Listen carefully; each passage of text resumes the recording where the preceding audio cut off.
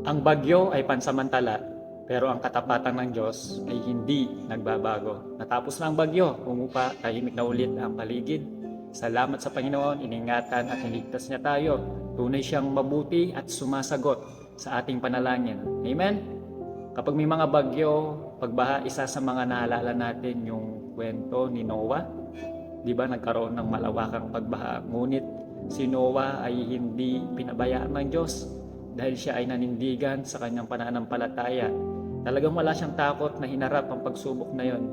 Si Noah ay isang taong matuwid, walang kapintasan sa kanyang kapanahunan at siya ay lumakad na tapat sa Diyos.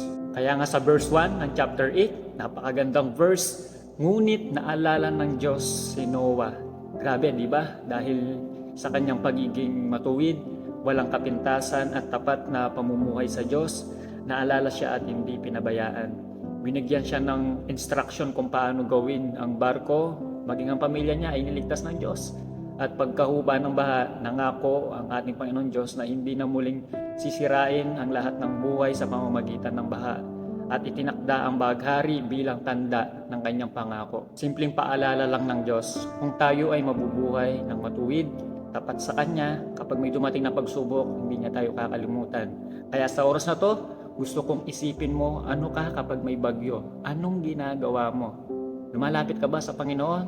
Nananalangin ka ba sa Kanya? Yan, ganyan na ganyan ang buhay na nais ng Panginoon sa atin. Sa bawat araw, huwag ka lang lumapit kapag kinakailangan. Lumapit ka sa Kanya kahit wala kang kailangan. Kaya habang nagiging payapa na ulit ang paligid, habang humihinto na ang ulan, huwag hayaang huminto rin ang iyong pananalangin at ang paglapit mo sa Kanya. Ang panahon ay nagbabago pero ang Diyos ay hindi, at ang Diyos na nagligtas noon, siya rin ang Diyos na nag-iingat sa iyo ngayon.